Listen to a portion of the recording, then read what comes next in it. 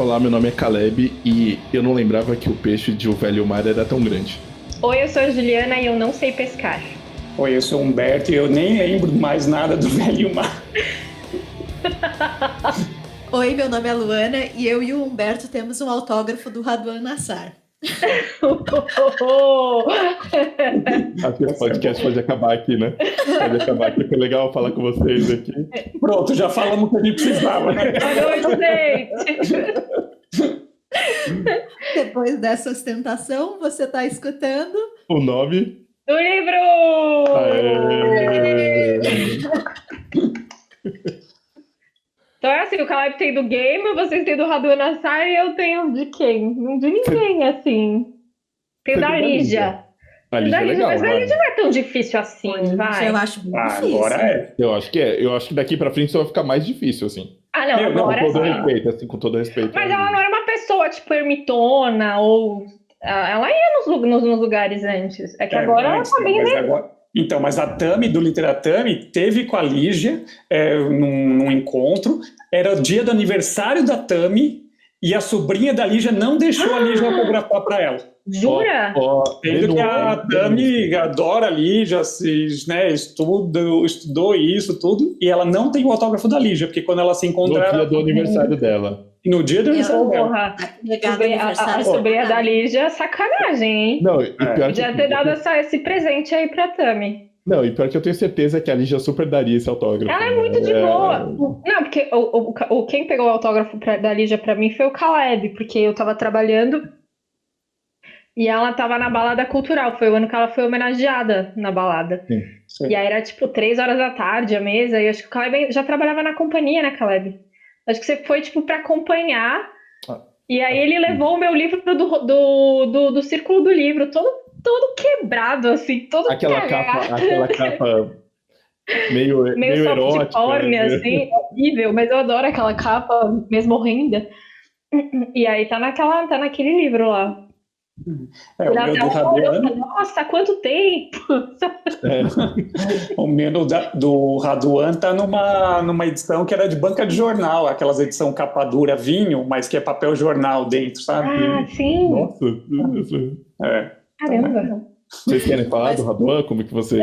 Apesar de não ser o tema desse episódio, mas vocês querem falar como é que vocês conseguiram do Raduan? Foi um evento que a gente foi da revista... Vocês stalkearam ele, foi isso? Da revista Cult, né? Foi logo que lançaram aquela obra completa, né, da companhia, aquela edição bonita, né? Sim. E a única regra do evento era, ele não vai dar autógrafo. Mas a gente levou o livro mesmo assim, né? Porque tá lá, né? Vocês vão estar lá. E aí ele começou a dar, assim, ele estava num dia de ótimo humor, porque geralmente ele não dá autógrafo, né? E não conseguiu formar uma fila, era uma confusão, todo mundo em polvorosa tentando pegar autógrafo, tinha uma moça tentando expulsar a gente, né, Humberto? Eu acho que era a sobrinha da Lígia. Da Lígia. Ela foi lá também, assim, ela...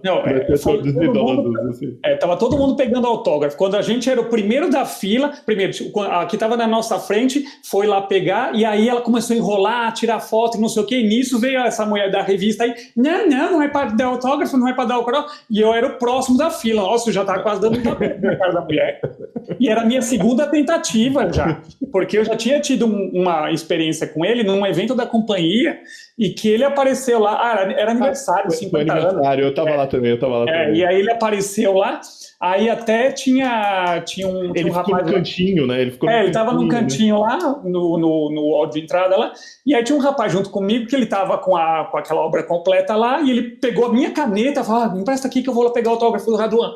Aí ele foi, eu fiquei olhando de longe, falei, bom, dependendo de como for, eu vou lá comprar e vou também pegar, né?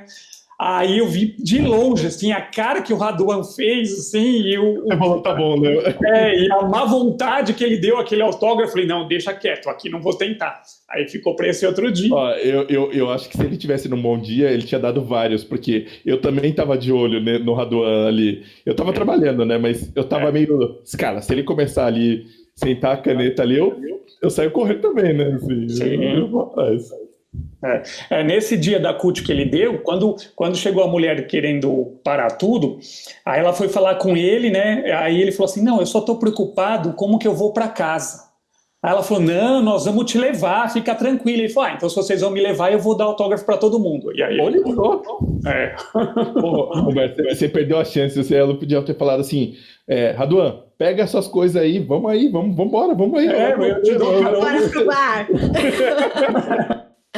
Bom, só para contextualizar aqui, a gente não tem como começar o episódio sem falar de autógrafos, porque o Humberto é meu companheiro de caçada de autógrafo. A gente já foi em muito evento juntos. Na verdade, eu comecei aí em eventos literários por conta do Humberto, né, Humberto? A gente tinha aqueles segundas intenções que acontecem nas bibliotecas aqui de São Paulo. E a gente sempre tinha, assim, o nosso objetivo maior sempre foi o Raduan, né? A gente colocava que esse era o objetivo para a gente mudar de fase, assim, para a gente ser promovido na nossa carreira aqui de caçador de autógrafo. E aí, quando a gente conseguiu, foi muito legal. Lembro da gente na rua, assim, comemorando, indo pro carro do Humberto. Conseguimos! Mas agora que vocês bateram a meta, qual é a meta que vocês têm que dobrar a meta, né? A Dilmãe já ensinou qual é a meta dobrada agora. Tem alguém que fala assim, eu quero dessa pessoa. É o Chico ainda, Luana? É o Chico. Chico Buarque. É o Chico. Inclusive, a gente ouviu um boato que na última flip o Chico ia Buarque ia aparecer. A gente andou por muitos lugares com o livro na bolsa.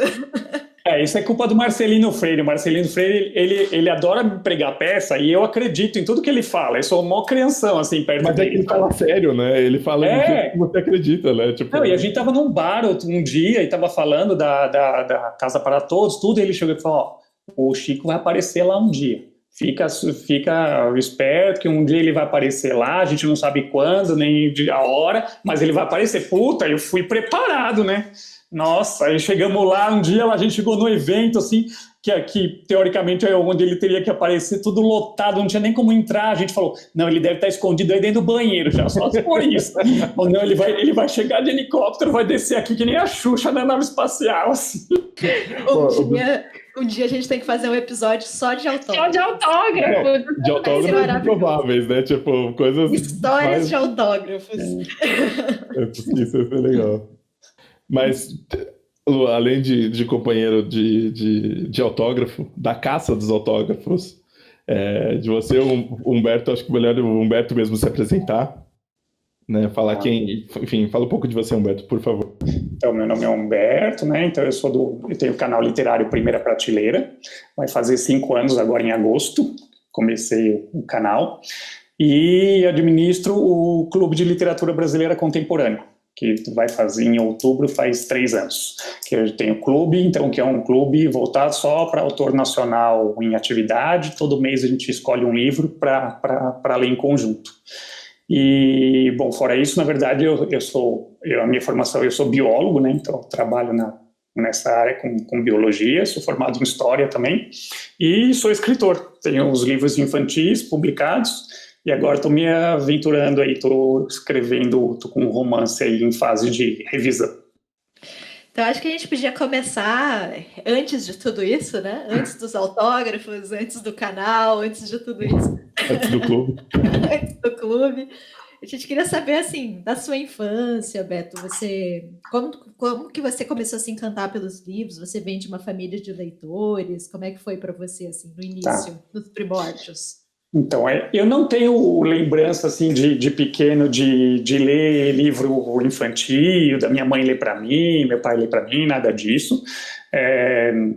Meus pais se separaram, eu tinha 6 anos de idade, então, 7 para 8. Mas, assim, eu lembro, a primeira lembrança que eu tenho de livro, assim, a primeira vez que um livro me marcou na minha vida, eu tinha 5 anos. E aí eu ganhei da minha avó materna, eu ganhei uma coleção de enciclopédias. Assim. Então é uma enciclopédia diferente, que não era uma coisa muito comum. E ela são 3 livros assim, que são sobre animais, então eu lembro que eu adorava esses livros. E eu tinha uns que eram Gênios da Humanidade. E aí eu lembro que eu li esses livros de cabo a rabo, eu aprendi a ler com 6 anos, eu já lia. E aí eu lia os livros de cabo a rabo, procurando todos os brasileiros que apareciam no livro de Gênios da Humanidade. Então, tanto que, assim, meu grande ídolo, assim, eu tinha meu ídolo que era o Clodovaldo Pavão, que é um geneticista brasileiro, E eu lembro quando eu entrei na faculdade de biologia, a primeira vez que eu vi o Pavan, assim, ele andando no estacionamento do prédio, assim, eu quase me ajoelhei aos pés dele, sabe? Assim, era achar o ídolo de infância, assim mesmo. Para mim, coisa de nerd, meu ídolo era um geneticista. Fora isso, assim, a outra grande lembrança que eu tenho de livro, e talvez seja até um pouco anterior a essa, é a Barça, né? Que meu pai tinha a Barça em casa, e isso, então, eu lembro da Barça quando eu ainda vivia com meu pai e com a minha mãe, e aí eu gostava, tinha duas partes da Barça que eu adorava, que era a parte das aves, que era uma parte que apareciam os passarinhos. Eu lembro até hoje que tinha aquele galo com uma crista que parece uma fatia de laranja, eu adorava aquilo lá, ficava vendo, e eu gostava da parte do corpo humano que era formada por umas páginas transparentes, cada uma com um sistema, né? Então tinha o sistema nervoso, assim, tinha a pele, aí você tirava, apareciam os músculos, aí você virava a página, aparecia os vasos sanguíneos, você virava a página, apareciam os ossos. Então eram as partes que eu gostava. Então essas são as primeiras lembranças minhas de livros, são essa fixação por esses livros, né, essas enciclopédias. Fora isso, eu tinha em casa, assim, a minha mãe, meu pai, eu nunca vi meu pai lendo, eu vi meu pai lendo um livro. A minha mãe, ela lia, minha mãe lia muito, a minha mãe, ela assinava o Círculo do Livro, né, e aí, então, todo mês a senhorinha vinha lá em casa para pegar o pedido, né? Porque ela deixava uma revistinha, a minha mãe via a revista durante o mês, aí pegava, escolhia e ela vinha para pegar o pedido. E aí tinha um mês ou outro que às vezes minha mãe não tinha nada para pedir, não tinha nada que ela tinha se interessado, aí ela falava que eu podia escolher um livro. Então eu lembro que uma vez eu peguei um livro do 007... e As Minas do Rei Salomão, esses dois que eu lembro, assim, eu tenho esses livros até hoje. O do 007 é até engraçado, porque eu peguei, e aí eu lembro que eu fui para casa do meu pai, e meu pai tinha uma cachorrinha pequenininha, ela roeu a capa do livro. Nossa, eu fiquei muito bravo, assim, porque eu sempre tive muito... Sou daqueles, assim, que não... Agora não, eu já tô... Mas antes, assim, nossa, não podia ter um risquinho, uma página dobrada. Quando eu emprestava, eu lembro que às vezes eu dava um livro, assim, pro meu padrasto olhar, e até hoje ele tem esse costume, ele pega o livro, assim, aí ele esfrega a mão, assim, no meio das páginas, esmaga, assim, para abrir o livro, sabe, para abrir bem, assim, aquilo me arrepiava. Que selvagem, pô. Então, essas são as minhas primeiras lembranças, minha relação com o livro no começo são essas. Só queria destacar aqui que o Humberto, desde sempre, buscando os nacionais, né, os personagens nacionais, assim, eu só pensei, tipo, em você lendo literatura contemporânea, assim, sabe, tipo... Sem contar a coisa da biologia, né? É isso, verdade. Tipo, o pequeno Humberto já era o grande Humberto, né? Já estava lá. Não, eu lembro eu pequenininho, assim, eu já brincava, eu ficava vendo formiga no jardim, olhando as formigas, indo atrás de bicho. Uma vez eu tomei um puta susto, eu estava num hotel, e eu vi uma coisa mexendo, assim, num arbusto pequeno, assim, aí eu peguei e fui lá, assim, no meio do arbusto, fui mexer para ver o que era. A hora que eu fiz, assim, saiu um morcego voando na minha cara, assim, tomei um susto. Então, sempre me meti a mexer com bicho, sempre gostei. Já que a gente falou de nacionais, você lembra qual foi o primeiro livro, assim, de um autor brasileiro que te encantou? Ou um dos primeiros? Tá, deixa eu pensar. Puxa, eu gostava, assim... Talvez tenha alguma coisa, se eu demorasse mais tempo, talvez lembrasse alguma coisa antes, mas um que me marcou muito, assim, que eu lembro a história, a história da vida privada, do Luiz Fernando Veríssimo, né? A história da vida privada, que chama? Isso, que é aquela coletânea grandona, né? De crônica. Sim, eu lembro que, nossa, eu gostava muito daquilo, assim, e aí li várias coisas dele, mas eu lembro que as primeiras... De nacional, assim, o que eu lembro mais são antes disso tem as coisas ligadas à escola, que me encantava, que era aquela coleção Para Gostar de Ler, né, e os livros do Marcos Rey, assim, que eu li na escola, eu adorava. Então, O Cadáver que Ouvi Rádio, o Menino, o Rapto do Garoto de Ouro, e O Escaravelho do Diabo. Aí não é do Marcos Reis, né? Não são todos do Marcos Reis, mas são dessa coleção, assim. Eu adorava esses livros, eu adorava. A gente tem uma constante aqui nesse podcast, que é o Escaravelho do Diabo. O Escaravelho do Diabo é citado 100% das vezes. É impressionante. E é legal porque isso passa, né? Porque agora eu vejo, o meu filho está com 11 anos, e ele já passou por essa fase também de ler o Escaravelho e ler o Cadáver de Ouvir Rádio, e vim falando que era o melhor livro que ele já tinha lido e que ele adorava. Então, está fazendo continua fazendo marcas. Daqui mais para frente vou ter outra gente, e vão falar de novo do Escaravelho do Diabo. Ô, Beto, na época da escola, a gente estava até falando antes, nessa época ainda a primeira, depois o outro, você lia na escola ou não? Como é que era? Então, esses livros que era obrigatório, que tinha que fazer prova na escola, essas coisas, eu me rebelava, eu nunca lia, não.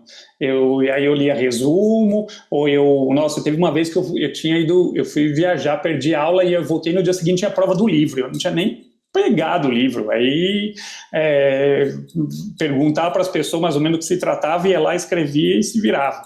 Então, mesmo de vestibular, eu não li todos os livros que era do vestibular, mas apesar de já gostar de literatura na escola, mas eu gostava daquilo que eu queria gostar, não o que eles mandassem. Mas eu gostava de Carlos Drummond de Andrade, por exemplo, assim, sempre foi meu poeta preferido desde a escola, Carlos Drummond. Gostava de Álvares de Azevedo, nossa, adorava. Tanto que eu comecei a escrever cedo, né? Eu comecei a escrever poesia com 13 anos, 13, 14 anos, eu já escrevia. E por isso, porque eu gostava de literatura, mas eu gostava daquilo que eu queria, não queria nada por obrigação mesmo. E olha que eu não era um aluno rebelde, eu sempre fui um aluno de fazer, mas eu tinha preguiça de ler os livros, assim, falar, não, eu não vou ficar lendo tudo isso, não. Obrigado. Dando um salto temporal aí, a sua primeira faculdade foi Biologia? Sim.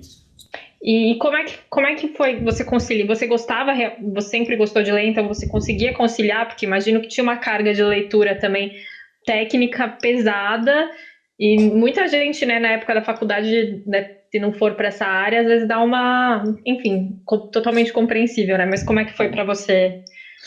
Então, negócio de leitura, assim, eu não, você pegar nessa minha juventude, assim, eu nunca não era um leitor, assim, muito voraz, não era de ler muito, assim, eu comparo com a minha esposa, por exemplo, que leu um monte, assim, eu li super pouco, então, eu tenho uma fase que eu li bastante, foi a fase que eu estava no cursinho, aí sim eu li bastante. Quando eu entrei na faculdade, aí deu uma acalmada, assim. Então, eu sempre tive fases de altos e baixos, assim. Momentos de ler mais, momentos de ler quase nada. E tive muitos momentos, até durante a faculdade, de ler mais não ficção. Então, eu lia livros ligados à história das ciências mesmo, que é um tema que eu sempre gostei. Então, lia bastante coisa sobre a história da ciência. Durante a faculdade, nossa, eu lembro uma coisa que eu lembro assim que me pegou e que eu li direto assim e vorazmente, era aquela coleção Cavalo de Troia. Eu também li. Nossa, eu lembro que aquilo me pegou de um jeito assim que eu acreditava que aquilo era verdade até assim. Tamo junto, Berto, tamo junto. Eu também. E aí foi engraçado, porque foi numa época, eu tinha começado a namorar minha esposa já, e o pai dela tinha sido padre, né? Então, eu lendo o Cavalo de Troia, aí eu tinha papo para conversar com ele, porque ele começava a falar as coisas de religião e começava a falar as coisas do livro, e tudo bem, fazia sentido para ele, sim. E aí, então, tinha uns papos, rolou uns altos papos, assim. O cara que era teólogo com o moleque lendo o Cavalo de Troia. Então isso te ajudou com o sogro. Daí ó, fica a dica para as pessoas. Não, e eram quantos livros? Eram cada, né? Que depois virou picaretagem, né? Mas acho que no começo acho que eram 4 ou 6 livros, assim. Agora eu acho que eu li até o 5º, eu acho. Eu acho que eu li até o 4º também, cara. por aí. E o primeiro, eu lembro que o começo era meio empacado, porque era muito técnico ali de como estava fazendo aquela máquina, né, para viajar. Então tinha umas 80 páginas ali que era difícil, mas depois que você passar por aquilo, nossa, era uma maravilha. Você falou agora, que eu confesso que eu lembro de estar lendo, assim, tá meio impactado, assim, porque o que eu achava mais curioso, né, dessa do Cavalo de Troia, que ele viaja para a época de Jesus, é que ele mostrava um Jesus mó de boa, assim, né, tipo, mó tranquilo, assim, né, tipo, sem essa coisa meio, sem uma aura, vamos dizer assim. Eu gostei muito, cara. Sim. Como é que você começou a escrever os livros infantis? Como é que surgiu isso? Tá. Então, assim, eu sempre quis escrever, que eu tinha esse sonho de escrever. Tanto antes de escolher fazer biologia, apesar de desde pequeno eu gostar de mexer com os bichos, eu cheguei a pensar em fazer, quando eu era molequinho, eu falava, não, eu vou fazer direito no Largo de São Francisco, porque todos os escritores que eu gostava tinham feito direito no Largo de São Francisco, então eu achava que eu tinha que fazer direito no Largo de São Francisco se eu quisesse escrever. Isso quando eu estava no ensino fundamental ainda, 7ª série, 8ª série. Aí, assim, quando eu comecei a escrever poesia, então, com o que eu te falei, com 13, 14 anos. Quando eu tinha 16 anos, 15 por aí, eu lembro que a primeira vez, assim, era Dia dos Pais, ou era alguma data, e minha mãe não tinha comprado presente para eu dar para o meu pai. E eu não tinha nenhum presente para dar para o meu pai. E aí, então, eu peguei e escrevi uma poesia sobre ser pai, para dar para o meu pai. E aí eu levei para ele, esse dia, eu cheguei com o papel na mão, entreguei para ele, e ele leu e começou a chorar, ficou todo emocionado. E aí perguntou, você escreve? Você tem outras coisas que você escreveu? Eu falei, tenho. Aí falou, então começa sempre me trazer uma cópia, porque eu quero ver tudo. Aí, então, sempre comecei a digitar tudo à máquina, com papel carbono, então fazer uma cópia com papel carbono para dar para ele. E ele foi juntando. Quando eu estava no 3º colegial, tinha uma feira de ciências na escola, estava lá apresentando trabalho, aí vem a turma assim, me arranca lá do meu trabalho, começa a me carregar, me leva lá para o hall de entrada do prédio da escola, e aí estava lá meu pai, o diretor da escola, com um livro com meu nome na capa, e aí eles fizeram um puta evento lá de lançamento do livro na escola, que para mim era surpresa.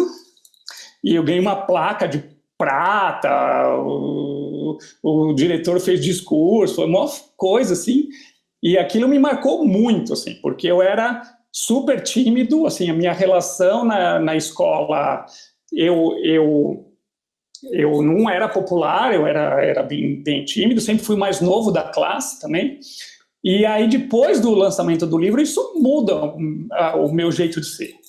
Eu comecei a perder a timidez por causa desse lançamento de livro, né? Então esse foi se você perguntar um evento que me marcou a minha vida na literatura, é esse lançamento desse livro. Isso mudou completamente a minha vida. E aí eu sempre, tá bom, aí teve esse livro, primeiro de poesia. Mas aí eu sempre fiquei com aquele negócio, mas aí agora é o meu sonho, eu quero publicar um livro por editora, que não foi meu pai que pagou para a editora publicar, sabe? Eu quero publicar um livro sem ninguém pagar. Aí quando eu estava na biologia, aí eu sempre gostei de divulgação científica, e então comecei a pensar em fazer alguma coisa nesse sentido. Como eu trabalho com detetização, com controle de pragas, depois, então, quando eu já estava trabalhando com isso, e aí sempre vinha as questões, um monte de gente perguntava, um monte queria saber dos bichos, e eu tinha sempre um monte de curiosidade para contar, sempre falar, barata sobrevive 7 dias sem a cabeça, sabe, essas coisas engraçadas. Aí eu pensava em fazer um tipo o Guia dos Curiosos, assim, um manualzão mesmo, sobre pragas urbanas. Então eu escrevi uma versão que era para público geral, não era para ser infanto-juvenil. E aí eu tinha uma cliente que trabalhava na WMF Martins Fontes.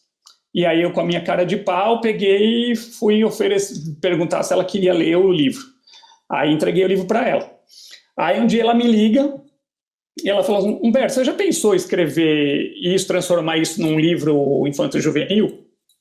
Porque, assim, primeiro porque é mais fácil publicar, tem mais saída, e segundo porque, assim, o seu livro estava aqui na mesa de casa, meu neto veio aqui esse final de semana, ele achou o livro, começou a ler e ficou o dia inteiro na minha orelha querendo me contar as coisas que estavam no livro. Então, assim, eu acho que tem uma pegada aí. Aí eu falei, vocês publicando, eu publico, eu escrevo qualquer coisa, eu faço o que vocês quiserem. Aí eu fui reescrever todo o livro para transformar num livro infanto-juvenil. Foi difícil, assim, porque eu vinha do meio acadêmico, de escrever coisa científica, então uma linguagem bem mais formal, e ter que adaptar para escrever para criança, né? Eu tive uns treinos, né, porque aí eles foram me testando, né, antes de publicar, para ver se eu ia conseguir. Tinha um livro que era de um ilustrador, ia chamar Abecedário de Aves Brasileiras. Aí eles perguntaram se eu escreveria os textos. Aí eu escrevi todos os textos. O texto do livro é meu. E aí eles gostaram, então publicou, e aí então o meu foi na onda, assim, meio como pagamento por eu ter feito outro. Então assim que eu entrei nos livros infantis, aí foram 4 já publicados. Nossa, desculpa, essa história da escola, do livro é sensacional, cara, sério. É muito, porra, muito bonito, cara, eu curti demais. O que eu acho, assim, eu conto, assim, até no romance que eu estou escrevendo, que o meu romance é sobre a minha relação com meu pai, né? Sobre meu pai faleceu, e quando ele faleceu, aconteceu uma coisa durante o velório dele, e que foi muito chocante, e ali eu pensei, é sobre isso que eu tenho que escrever. E aí, então, vou escrever sobre toda essa relação com ele, de o que me faz parecido com meu pai e o que me faz diferente do meu pai. E de como, mesmo a gente tendo separado cedo, como ele sempre foi importante em momentos cruciais, né, na minha vida. E aí, então, eu conto essa história do livro, porque realmente foi um negócio, é uma loucura, que nunca poderia passar na minha cabeça fazer um negócio dele, porque meu pai sempre foi muito de apronta, muito sonhador, eu sempre fui muito pé no chão, muito de ter amadurecido muito cedo, e meu pai muito sonhador, muito porra louca, assim. Então ele fazia essas doideiras, assim. E essas doideiras dele acabaram sendo importantes para me mostrar que o mundo não é só... Tanto que a epígrafe do meu livro é: uma vida não basta ser vivida, ela precisa ser sonhada, que é uma frase do Mário Quintana. E isso é o que eu aprendi com meu pai, que a vida você precisa ter um pouco de sonho na vida, não pode ser só o dia a dia, né? Então é isso, e eu vejo cada dia assim, que passa, eu vejo que eu sempre me achei muito diferente do meu pai, a cada dia que passa eu tenho me visto cada vez mais parecido com ele. E isso, até minha mãe outro dia, ela veio falar para mim: filho, mas você está cada vez mais parecido com seu pai, nos jeitos, em tudo, assim. Então é isso. Mas e o YouTube? Como é que surgiu a sua vontade de começar a fazer vídeo? Como que você chegou nos canais de literatura? Então, na verdade, assim, como eu escrevia livro infantil, né? Já tinha escrito uns livros infantis e eu comecei a fazer alguns cursos de escrita. E aí eu fiz um curso online com o Rafael Montes. E o Rafael Montes, que ele falava, tem isso, bom, falar isso, depois eu falo outra coisa que também vai no mesmo sentido. E aí o Rafael Montes falava, começava a falar, o autor tem que ir atrás do seu público, hoje em dia você só consegue publicar se você mesmo criar público, então você tem que formar uma audiência, tudo. Então eu comecei a pensar nisso, assim, poxa, como que eu vou ficar mais perto de público, né? Como eu vou começar a criar alguma audiência. E aí eu lembro do Marcelino Freire, uma vez que eu vi ele falando que quem quer escrever tem que achar a sua turma, você tem que procurar as pessoas que gostam das mesmas coisas que você, que estão fazendo a mesma coisa que você, e isso é importante. E com essas ideias na cabeça que eu comecei a ver o que eu podia fazer. E aí que eu comecei a descobrir que existia canal de literatura na internet. Assim. Então eu não sabia nada. E aí comecei a assistir alguns canais, tudo. Aí resolvi, falei, sobre o que eu vou falar, né? Fui pesquisando os canais que tinha, falei, o que não estão falando aqui? Aí, justamente, como eu produzia livro infantil, eu escrevia livro infantil, falei, vou começar falando de livro infantil, que é a minha praia. Eu também tinha os filhos pequenos, na idade que lia muito esses livros, então, e é livro rápido, fácil de ler, dá para produzir um monte de conteúdo rapidinho, né? Então, por isso o nome do canal, Primeira Prateleira, por causa dessa relação com os infantos juvenis. E aí, aos poucos, o canal foi mudando de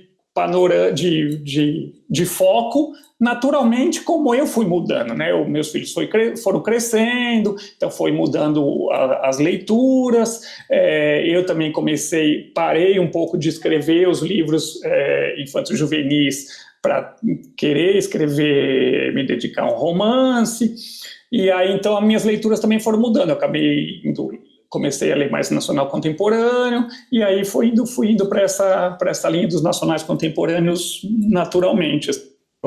Humberto, e nessa mudança sua que você fez, não só no canal, mas nas suas leituras, como é que você chegou na literatura nacional contemporânea? Porque, enfim, porque foi consciente essa escolha ou as coisas foram acontecendo? Tá.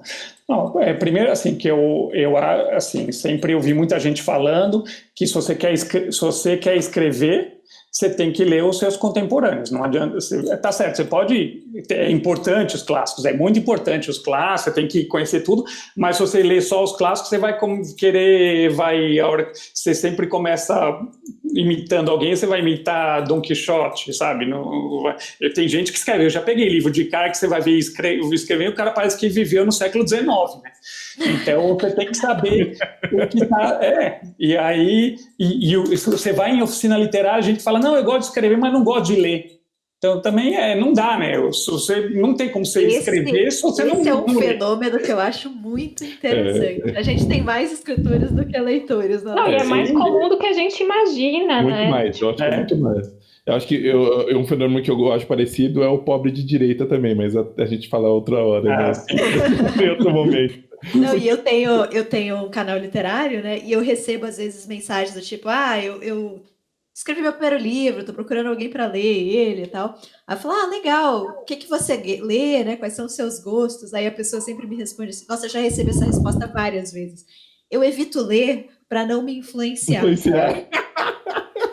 Eu gosto de deixar o meu estilo mais puro. Mas é justamente isso. Você tem que se influenciar em alguém, filhão. Puro do quê, pô?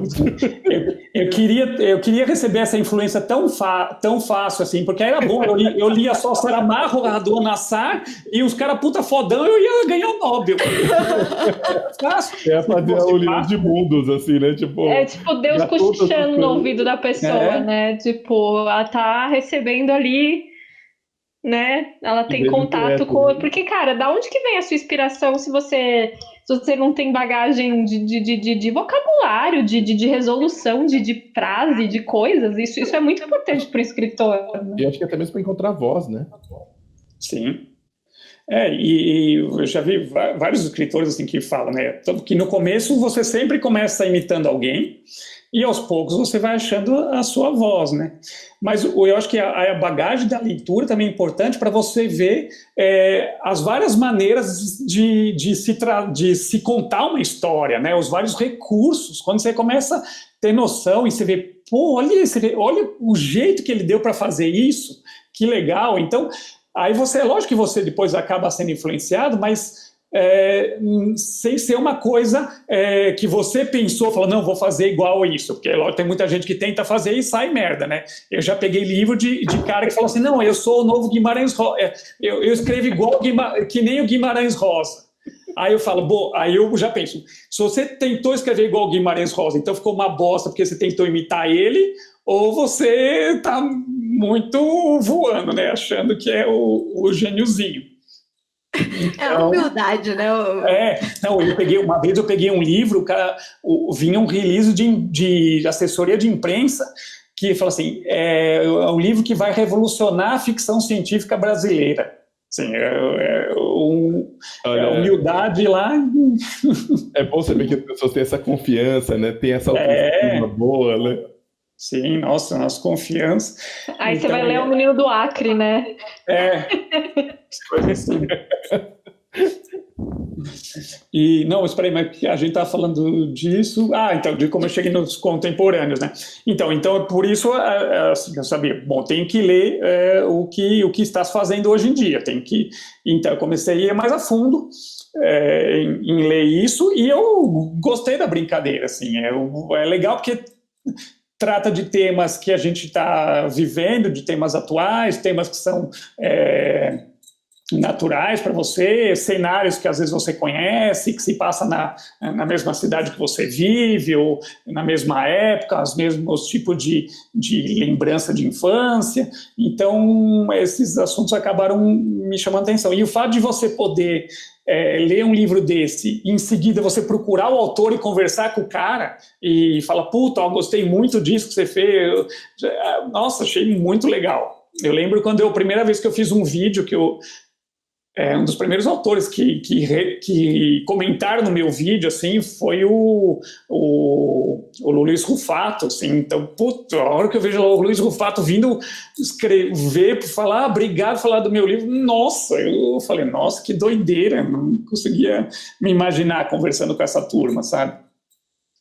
Então, eu vejo, assim, eu sempre gostei muito do Marcelino Freire, e aí, pô, hoje eu me vejo, assim, fui fazer curso com ele e tudo, a gente é amigo, conversa pelo WhatsApp, senta no bar junto, fica tomando cerveja.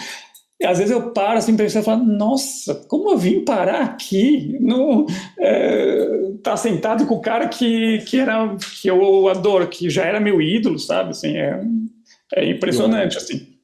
E o Marcelino é muito importante para uma geração, assim, que não dá nem para mensurar, né, o quanto, né, o quanto ele incentiva, o quanto ele apoia, né, mesmo, né?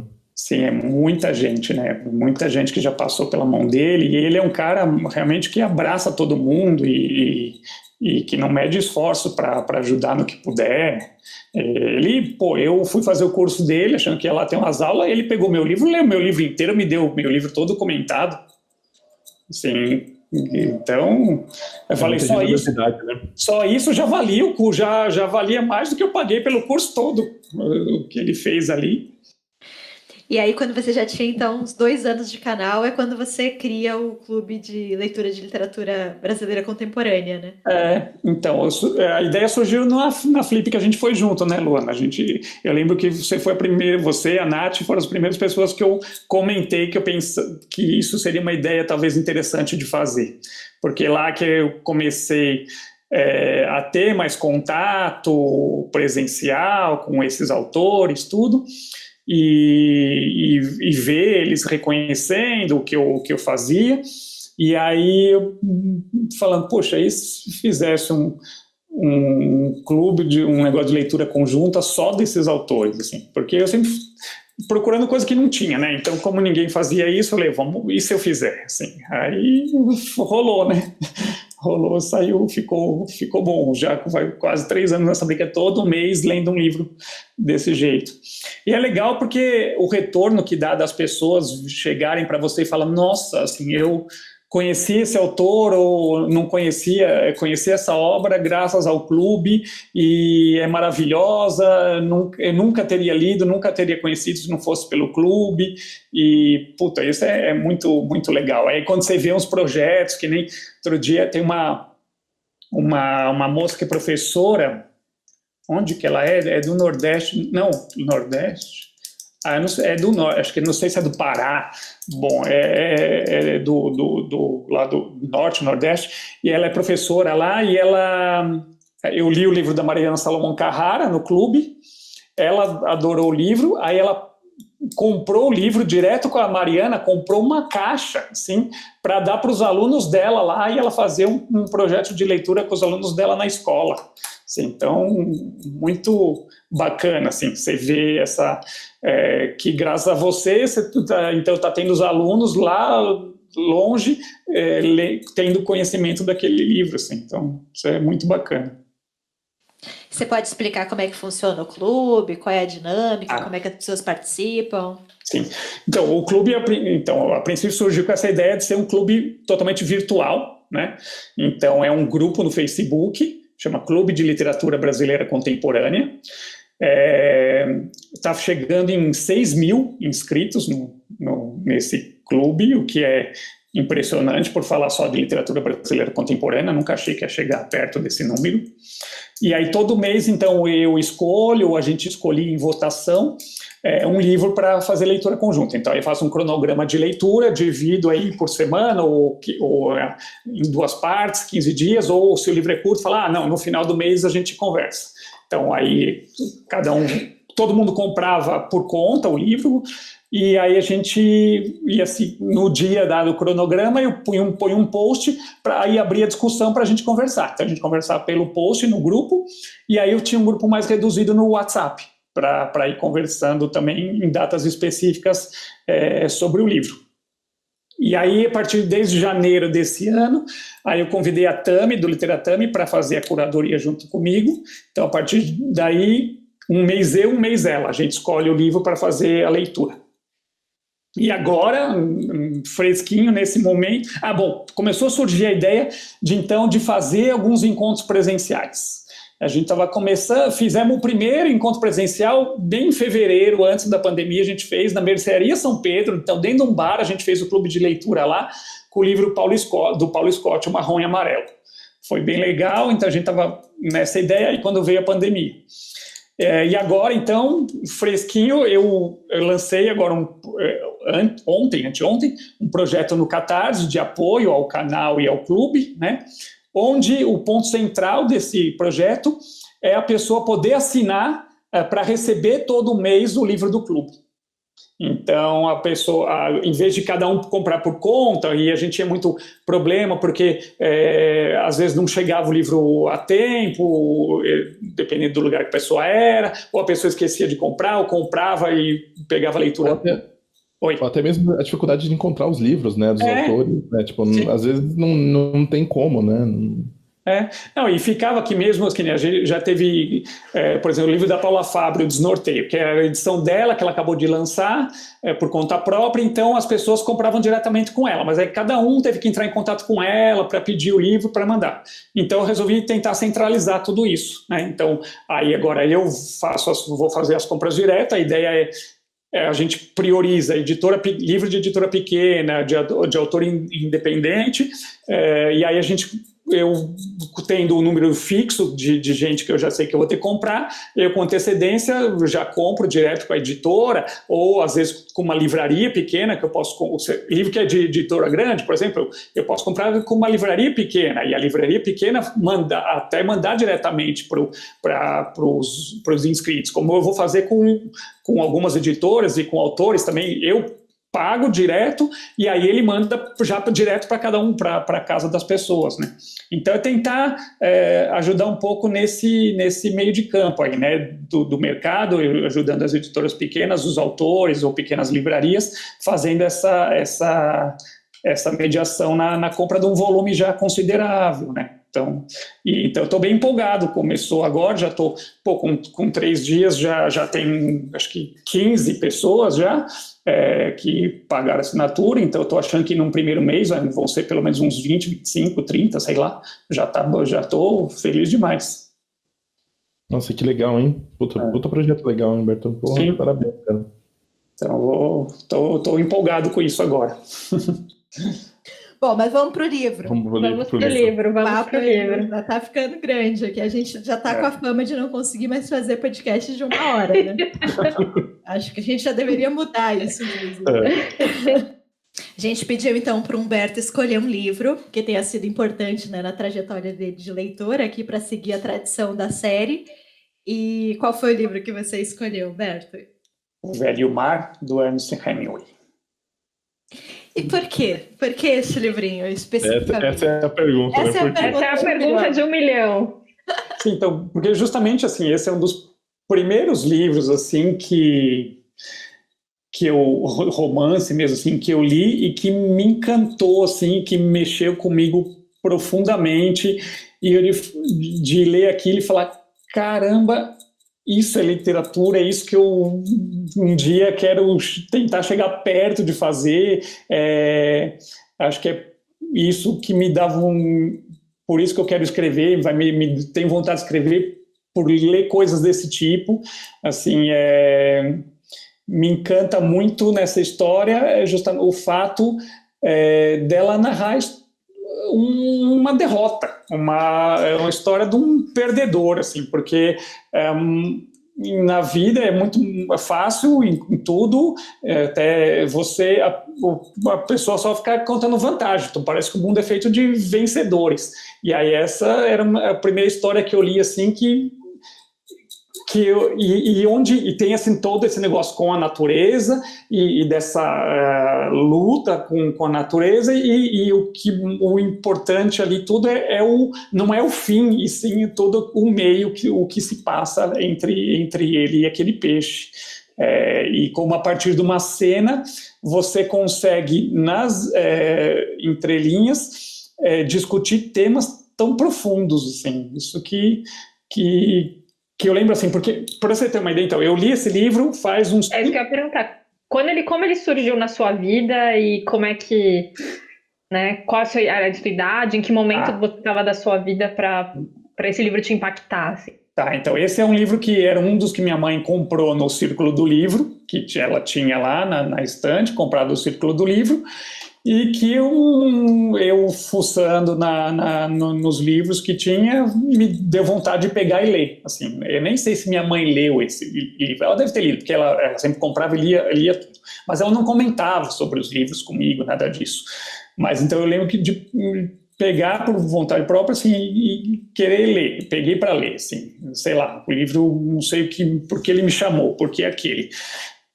Provavelmente eu li outros, mas que não tiveram esse impacto, então eu acabei deixando de lado, né? Mas esse eu lembro que é o primeiro que eu peguei, assim, eu li, foi uma conquista de ler esse livro inteiro, assim, não desisti, e de terminar completamente impactado, assim. Então, o que eu lembro do livro, assim, como eu li o livro faz uns 30 anos, assim, eu não lembro detalhes da história, mas o que ficou para mim do livro é essa sensação e essa filosofia por trás, assim, e isso que me marcou. Tem vários livros que eu acho marcantes na minha história e que eu li há muito tempo, e o que fica é só essa sensação. Tanto que é um livro que eu quero reler, né? Quero reler, e até quando... é um livro que eu passei a indicar para todo mundo, assim. Então, a Briseida, minha esposa, quando a gente começou a namorar, eu falei para ela, lê esse livro. Sempre que algum amigo novo aparece e fala, já lê esse livro? Lê esse livro. Assim, meio assim, você quer me conhecer um pouco do que eu sou, lê esse livro. Esse livro virou parte de mim, virou parte da minha personalidade. Então eu indico para todo mundo, assim, que eu considero amigo. Então tem vários livros na minha vida que foram me marcando isso. Então eu quero reler, e quando a Luana lê, eu fui ler agora, sempre fica aquele medo, sabe? Puxa, se ela não gostar. Porque eu mesmo ficar na dúvida, será que se eu reler hoje que eu vou gostar do mesmo jeito que eu gostei há 30 anos, né? Então, tenho isso com o Velho Mar, tenho isso com A Peste do Camus, que é um livro que eu também li na mesma época, que também me marcou muito, mas também fica isso, só essa sensação, só esse... Eu gosto, vocês viram que eu gosto de livro de desgraça, né? Só de sofrimento, assim. Livro feliz não cria caráter, Humberto, essa é a verdade. Não, e para mim, na verdade, assim, eu tento escrever, eu escrevo assim também, e isso é um marco importante na minha vida, porque também, assim, foi uma vez que eu li uma poesia do Carlos Drummond de Andrade, e que eu não lembro qual é, e até hoje eu tento descobrir qual é e não consigo. Não, uma poesia não, era um conto. E aí eu dei esse conto, era um pai com um filho recém-nascido, o pai com esse filho nos braços e meio se sentindo impotente. E aí eu dei esse conto para o meu padrasto ler. E aí quando meu padrasto leu esse conto, ele começou a chorar. E eu nunca tinha visto meu padrasto chorar. E aí naquele momento eu pensei assim, porra, a literatura pode fazer isso com a pessoa, pode mexer com a emoção da pessoa a esse nível de fazer a pessoa chorar. Porra, é isso que eu quero fazer. Um dia eu quero conseguir fazer alguma coisa para fazer as pessoas chorarem. Aí então a minha esposa me zoou até hoje, ela fala, pô, você só escreve desgraça, só tudo sempre é desgraça. Eu falei, ué, mas é para fazer as pessoas pensarem, tem que ser desgraça. Não, eu não sei fazer as pessoas rirem. Eu não tenho esse dom de rir. Só para falar que eu fui uma das pessoas que você indicou o livro, foi uma das nossas primeiras conversas há muito tempo atrás, e aí eu comprei o livro, assim, nossa, é um dos livros da vida, né? Deve ser incrível. E aí, por alguma razão, eu não li, ele foi ficando, né? E agora eu resolvi ler, então, para essa gravação aqui. E assim, é uma história muito simples, né, Humberto? Assim, só para dar uma rápida sinopse aqui para o pessoal, fala sobre um pescador que se chama Santiago, e ele já é um homem muito idoso, né? Já é um velho, e ele está numa maré de azar tremenda, então ele fica 80 dias sem conseguir pescar nenhum peixe. E aí ele está nessa maré de azar, já está desacreditado, e aí ele resolve ir mais longe, né? Ele vai para mar aberto, se afasta bastante de Havana, né? Que a história se passa ali em Cuba. E aí ele finalmente consegue pescar, e é um peixe, como o Caleb falou na introdução do episódio, é um peixe de 5 metros, é uma coisa gigantesca. Então, é um peixe grande, é um peixe grande. Ele passa dias, né, porque ele só tem uma linha, então ele fisga o peixe, mas ele tem que conseguir matar o peixe. Na mão, né? Não é nada de vara, com molinete, nada disso. Então é toda essa luta mesmo, né, dele contra o peixe, mas ao mesmo tempo é muito bonito, porque ele reconhece o peixe como... Ele diz que é a coisa mais bonita que ele já viu na vida dele, que é um animal muito nobre. É quase como se ele tivesse sorte de estar podendo empreender aquela luta, sabe? Sim. É a nobreza daquela batalha, assim. E essa construção, né, desse personagem que ele quer provar, a primeira camada do livro é essa, né, ele quer provar o seu valor, ele quer mostrar para as pessoas que ele ainda consegue, que ele ainda tem o seu espaço, mas nem todo trabalho duro é recompensado, né? A recompensa dele não é, no final das contas... Não acontece. Não, e não tenho nada do tanto de sofrimento que ele teve, né? Da intensidade, né? Assim, não teve essa... É que ele sofre muito, se esforça demais e o final ainda assim não é bom, assim. Então, quando o Humberto fala que essa... Cara, para mim você deu a chave do livro, assim, que é mesmo essa história de uma derrota, né? Sim, porque vai muito contra um negócio que se populariza com a filosofia americana, né, de que você batalhando tudo você consegue, de que as coisas só dependem do seu esforço. E esse livro mostra que não, que você pode batalhar muito, pode sofrer muito e no final se ferrar. E no final não ter a recompensa, né? Ou a recompensa, você tem que achar a recompensa em outra coisa, né? A recompensa, e o que eu gosto, assim, porque é um peixe espada, né? Um Merlin, né? É um peixe que é conhecido por ser um peixe mesmo muito brigador, muito de luta, né, para se pescar. Ele é um peixe muito valente, que ele briga mesmo hoje em dia os caras com molinete, com umas varas fodidas, os caras batalham horas para conseguir pôr ele para dentro do barco, né? E no final acaba sempre indo com arpão, porque não consegue jogar para dentro do barco, só no anzol não. E aí um cara lá com aquele negócio na mão, porque eu lembro que, né, porque eu fiquei imaginando, eu pescar, quando eu era criança eu ia muito para a praia e eu pescava com meu pai e eu ia de um barco para pescar, então eu via essas pescas, eu passava rede de madrugada, eu era meio caiçara assim nas férias, né, caiçara de férias. E então eu tenho um pouco essa relação com o mar também, assim, e então é muito bonito ver essa eu lembro, né, então tá a linha ali, que normalmente é de nylon, na mão do cara, aquilo sangrando, essa luta dele, e que é essa conexão, né, com a natureza. Eles passam a ser uma coisa só ali, tem uma conexão entre ele e o peixe, eles conversam os dois, né, ali é um reconhecendo o outro como um lutador ali. Isso eu acho muito Eu gosto quando ele começa a descrever, né, em diálogo, o que o peixe tá fazendo, né, do tipo, ele tá tentando me cansar, tá tentando alguma outra coisa, né, eu lembro que isso me parecia do tipo, cara, não, o que você tá falando com quem, né, tipo, qual é essa troca, né? Mas rolou quase que uma simbiose dos dois, né? Tipo... Sim, então, e você, as técnicas, né, de narração, para você contar uma história tão simples, né? e você conseguir envolver o leitor com uma história simples, que você poderia contar a história em 3 páginas, podia ser um conto de 3 páginas ali e acabar. Mas, e eu acho que isso, e também é um livro que diz muito sobre o próprio Hemingway, né? O Hemingway é um dos meus escritores preferidos, e eu gosto muito do estilo dele. Eu sei que tem muita gente que não gosta, assim, eu sei que muitas vezes tem coisas de machista, e é um cara, né, desses homem antigo, do homem lutador, né, briguento, um cara que lutava boxe, que caçava, que foi para as 2 guerras, né, e que quando bebia pra caramba, né? Bebia pra caramba, e quando não pôde mais fazer nada disso, se mata, né? Se mata. Como o pai dele também já tinha se matado. Então, mas eu vejo muito do Hemingway no Velho Mar também, sim. Fala. Desculpa. Não, é que você estava falando, né? Eu li só O Paris Não Tem Fim, que eu acho até um livro Paz e Amor do Hemingway, pela fama dele. Paris, eu acho que o livro. Paris é uma festa. Paris Não Tem Fim é o livro do. É outro livro.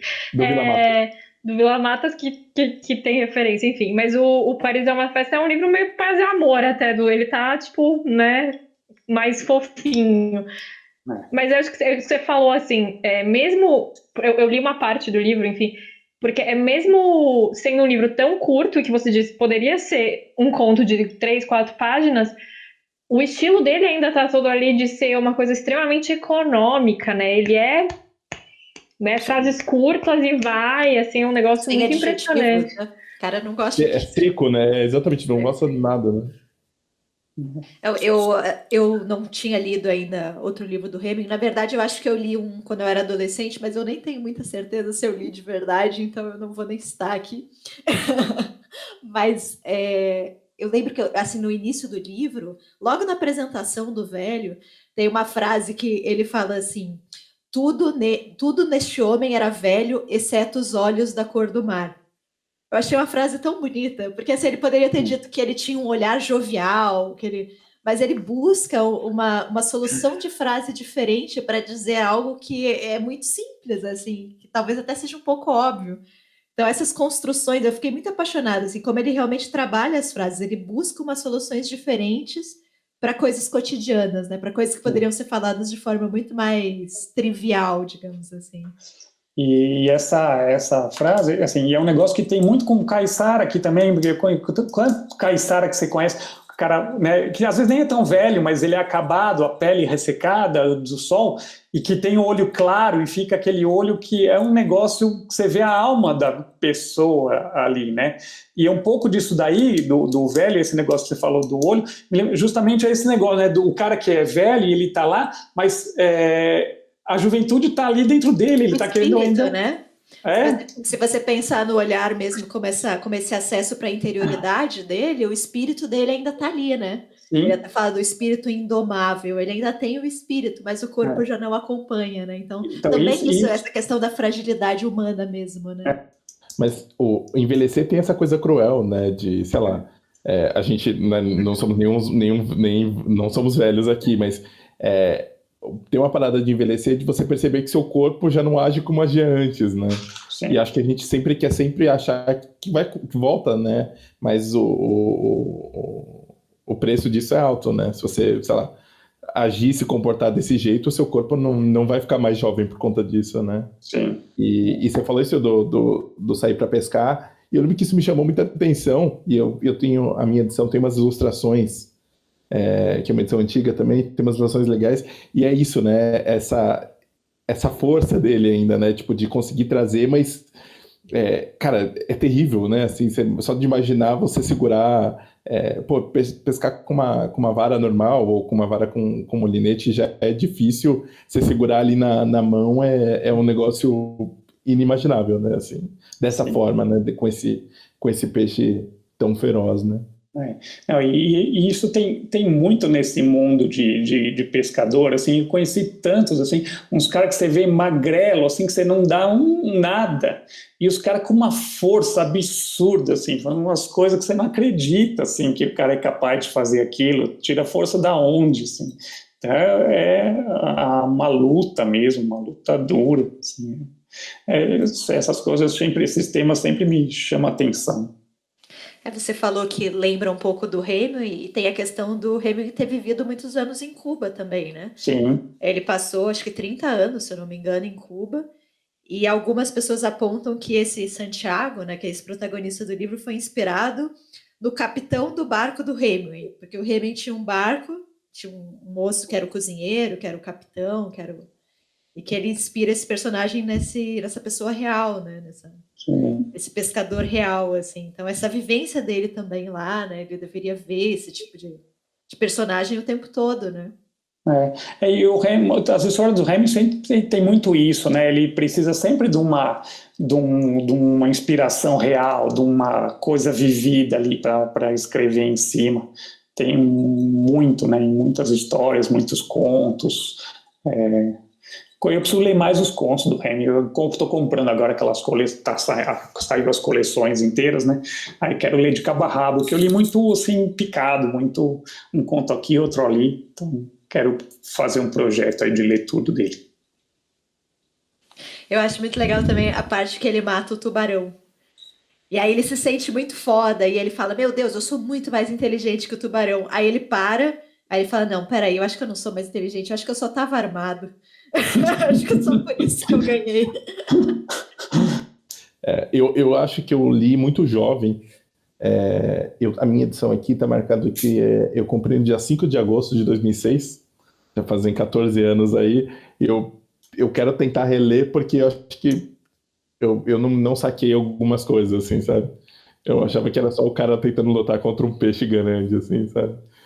Acho que eu não tinha ainda as coisas, e a figura do Hemingway sempre me fascinou exatamente por isso, né? Ele é um cara com uma história de vida, né? Muito, como você mesmo falou, né? Muito viva, né? Muito... É de uma outra época mesmo, né? Mas eu acho que eu tô a fim de reler ele agora, assim. Eu não consegui ler agora pra gravação, mas conversando com você eu fiquei meio, eu falei, acho que talvez eu tenha que reler mesmo, vou seguir essa indicação. Outro dia me perguntaram assim, se eu tivesse que escolher um escritor para sentar numa mesa de bar para beber e conversar, quem seria? E é o Hemingway. Para mim seria o Hemingway, sem sombra de dúvida. Fora que ele bebe pra caramba, bebia pra caramba. Vamos ver se você ia acompanhar, né?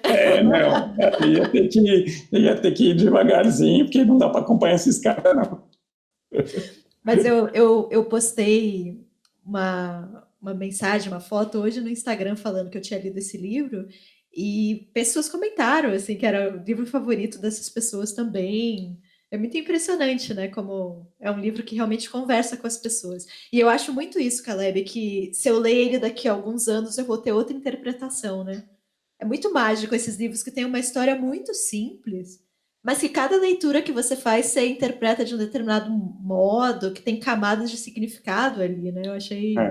Isso é muito difícil, né? Você tem uma história tão singela, mas com tantas interpretações possíveis, assim. Então, e justamente é um livro até que relativamente curto, e que ele consegue ser o favorito de um monte de gente, justamente porque ele consegue tocar em questões muito profundas e que são da humanidade em si, né? As questões mais fundamentais, assim, do que nos faz humanos, assim. Então, isso é genial. Porque, você pegar, assim, o Hemingway é dos caras que ele tem um microconto que são, acho que 2 frases, e é um dos negócios mais impactantes que eu já li na vida. Assim, eu não lembro exatamente, mas é tipo, vende-se sapatinhos de bebê, nunca usados. É só isso. Mas o que ele está falando por trás disso tudo te dá um soco no estômago. Então, eu sempre gostei dessa concisão, assim, de conseguir ser tão profundo e tão econômico. E isso é um estilo que você gosta? É um estilo que você procura também no seu estilo? Ou, enfim, você gosta de pessoas que fazem, autores que também fazem descrições mais longas? Como é que...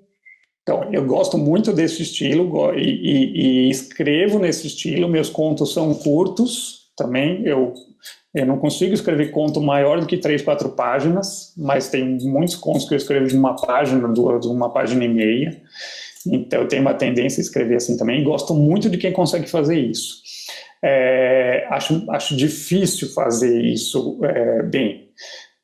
Mas, assim, eu sei de, assim, contos, eu tenho, pelo menos nesse momento, eu tenho uma predileção pelos mais curtos. Mas em romance, eu entendo algumas vantagens que você pode tirar de escrever com mais floreios, com mais coisas. Fica mais fácil você prender o leitor e você conseguir passar características de personagens e sensações se alargando mais. Mas que eu acho foda quando o cara consegue fazer isso em pouco, eu acho mais genial. É que eu acho que tem uma coisa meio desse fascínio do simples, né? O simples realmente parece ser mais fácil, mas... Nossa, eu concordo com o que a Lu falou de, tipo, tem alguma coisa nisso. Você conseguir cravar uma frase, uma palavra certa ali é muito mais difícil do que fazer um parágrafo inteiro para descrever um sentimento, né? Às vezes com uma palavra a pessoa, cravou ali e fala, putz, é isso, sabe? Eu acho isso bem impressionante. Quando não tem uma sobra, não tem nada fora do lugar, uma palavra que você consegue, que se você tirar vai perder, e assim, e é aqueles negócios que às vezes parece simples, que a pessoa que lê fala, mas isso aí dá para... É que nem o que você olha um quadro lá e fala, eu pinto esse quadro aí, eu escrevo esse livro aí, vai tentar para você ver. Para o cara escrever simples daquela forma, ou pintar aquilo daquele jeito, o Picasso para pintar aquelas coisas, ele tinha toda a técnica clássica por trás, mas para chegar naquilo ele tinha que passar por aquilo antes. Então, é mais trabalhoso, mais difícil. Eu tenho uma história muito engraçada que eu li do Fahrenheit 451, né, do Ray Bradbury, que ele escrevia... ele já estava casado e tinha filho pequeno, então não dava para escrever em casa, e ele também não tinha dinheiro, e aí ele ia para uma biblioteca escrever, onde ele usava uma máquina de escrever que era com ficha, né? Então ele punha lá moeda que a máquina funcionava por 1 hora. Depois disso travava, tinha um timer, a máquina travava. Então ele tinha tempo para escrever, então ele ia lá e ia saindo, escrevendo que nem um louco. Mas ele fala que ele escreveu o livro com $8,25, uma coisa assim, sabe? Não é número exato, mas é algo assim, de moedinha de 25 e 25 cents, ele foi escrevendo o livro e tinha que ser rápido porque ele também não tinha muito dinheiro, então escrevia cronometrado. Mas eu fiquei bem encantada com a escrita do Hemingway, assim, eu marquei muita coisa, e aí depois eu fui reler o que eu tinha marcado, e são umas frases muito simples, assim, as palavras são frases curtas. Tem uma parte que ele fala que ele encontra um passarinho, o passarinho está machucado, aí ele cuida do passarinho no barco e tal. E aí, de repente, ele fala para o passarinho ir embora, e aí ele fala algo do tipo, a sua vida é igual à nossa, né, de todos os homens. Tudo que a gente pode fazer é repousar e depois se arriscar novamente. A vida é isso, é você suceder o descanso e você novamente se arriscar. Cara, eu achei isso tão bonito. Que é isso, né? Cada dia que você acorda, que você faz alguma coisa, você está assumindo um risco. Eu achei isso tão profundo, sabe? Mas são palavras muito singelas, assim, é quase uma construção boba, assim. Mas é lindo ao mesmo tempo. Ele tem um conto que, não sei se chama O Gato Embaixo da Mesa, uma coisa assim, e que é muito legal, porque assim, é um casal que está num quarto de hotel, e a mulher, ela olha pela janela e ela vê um gato que está na chuva e ele está escondido embaixo de uma mesinha lá na chuva. E ela começa a falar que ela quer porque ela quer pegar o gato, ir lá para pegar o gato e tirar o gato dali. E ela está o tempo inteiro falando do gato, de querer pegar o gato, e ela vai para ver de pegar o gato, mas no fundo ela está o tempo inteiro falando do casamento dela. Ele está falando da relação dela lá com o marido, o jeito que ele responde para ela. Você vai vendo, na verdade, o conto não é sobre o gato, o conto é sobre essa relação entre marido e mulher e de como o casamento dele estava indo para as cucuia. Mas tudo isso através dela querer pegar o gato. O gato é outra coisa, e eu acho muito genial. Da mesma forma que O Velho e o Mar não é a história de um pescador tentando pegar um peixe, né? É justamente esse retrato da gente como ser humano, que, enfim, repousa, se arrisca, e na maioria das vezes a gente assume o risco e não dá certo, né? Só uma coisa, mas é engraçado, né? Porque pra mim também é isso, né? Apesar de eu ter lido jovem.